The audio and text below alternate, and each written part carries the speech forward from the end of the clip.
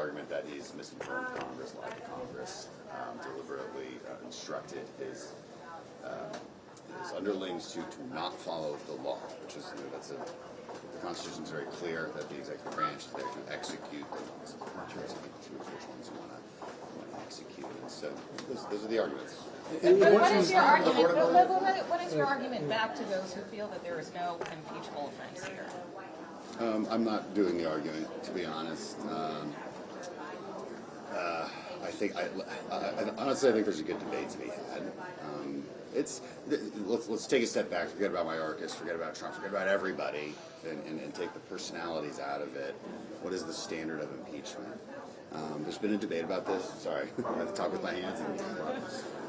There's been a debate about this since our founding, and whether maladministration or incompetence is the bar for impeachment. We could not like your hair color, and that could be the bar for impeachment. There's an argument for that because impeachment is about checks and balances, right? Which is part of our Republican system. We are not a court of law. We do not have the same evidentiary standards as a court of law. It is not meant to be that way. It is meant to be a check and balance. But here on the border state, though, what does this accomplish? How does this help what's happening at the border where you're from? It doesn't. We need to actually make some changes there. We go in elections, whether that's the presidential elections, or we need to win majorities in the Senate, strong majorities. And look, I'm still for making some kind of deal.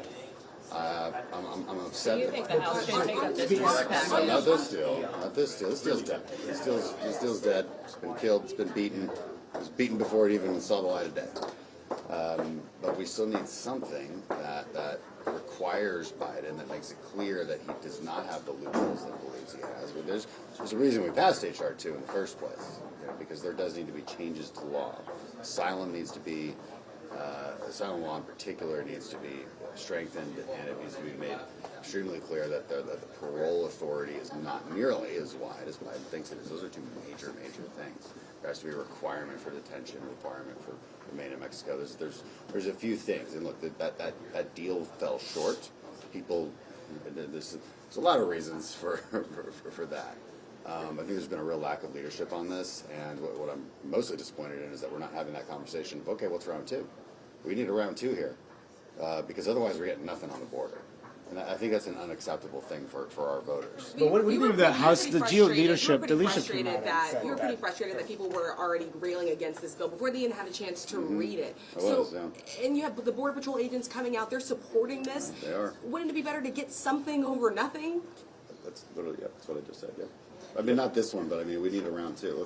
Let's fix what people's complaints are. Let's actually take a look at them.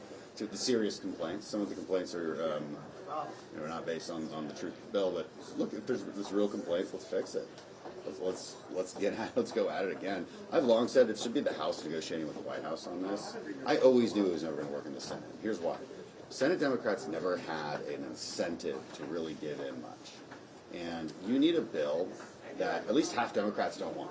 Half Republicans don't want. That's the true compromise. That's not what this bill is, right? You had way more Republicans against it, and you had pretty much full Democrat support. So, and the reason that is because those senators are not at risk of losing re-election. Biden is, and so it should always have been the majority in the House with the White House, just like we do with the debt ceiling. That should have been the way we should have done it the whole time. I've been asking the Speaker this since day one, and so my big disappointment is that we did not take that tactic. I don't have the power to take that tactic, but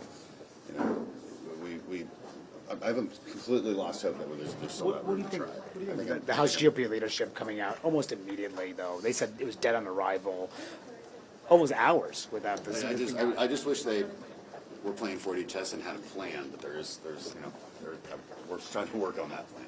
Okay, thanks.